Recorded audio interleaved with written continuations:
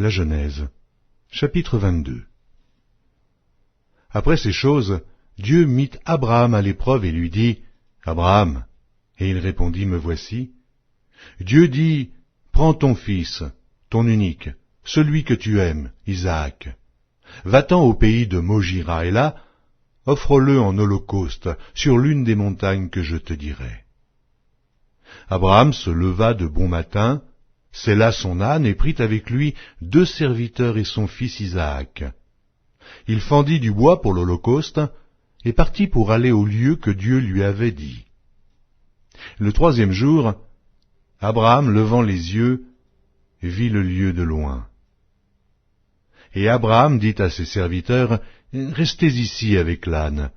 Moi et le jeune homme, nous irons jusque-là pour adorer, et nous reviendrons auprès de vous. » Abraham prit le bois pour l'holocauste, le chargea sur son fils Isaac, et porta dans sa main le feu et le couteau, et ils marchèrent tous 2 ensemble. Alors Isaac, parlant à Abraham son père, dit, « Mon père » Et il répondit, « Me voici, mon fils. » Isaac reprit, « Voici le feu et le bois, mais où est l'agneau pour l'holocauste » Abraham répondit, « Mon fils, Dieu se pourvoira lui-même de l'agneau pour l'holocauste. » Et ils marchèrent tous 2 ensemble. Lorsqu'ils furent arrivés au lieu que Dieu lui avait dit, Abraham y éleva un autel et rangea le bois.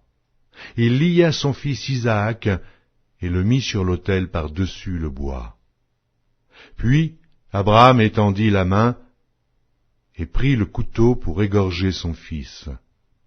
Alors l'ange de l'Éternel l'appela des cieux et dit, « Abraham, Abraham » Et il répondit, « Me voici. » L'ange dit, « N'avance pas ta main sur l'enfant et ne lui fais rien, car je sais maintenant que tu crains Dieu, et que tu ne m'as pas refusé ton fils unique. » Abraham leva les yeux et vit derrière lui un bélier retenu dans un buisson par les cornes.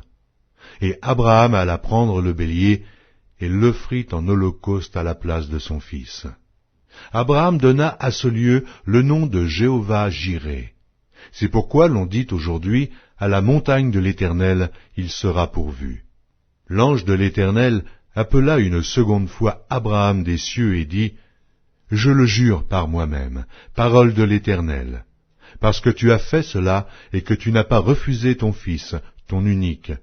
Je te bénirai, et je multiplierai ta postérité comme les étoiles du ciel, et comme le sable qui est sur le bord de la mer, et ta postérité possédera la porte de ses ennemis.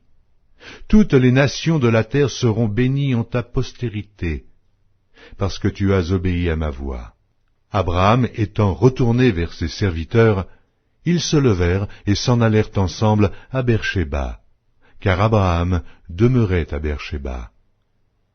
Après ces choses, on fit à Abraham un rapport en disant, « Voici, Milca a aussi enfanté des fils à Nachor, ton frère. Uth, son premier-né, Buz, son frère, Kemuel, père d'Aram, Kesed, Hazo, Pildash, Jidlaph et Béduel. Béduel a engendré Rebecca. Ce sont là les 8 fils que Milca a enfantés à Nachor, frère d'Abraham. Sa concubine, nommée Réhuma, a aussi enfanté Tébash, Gaham, Tahash et Maaka.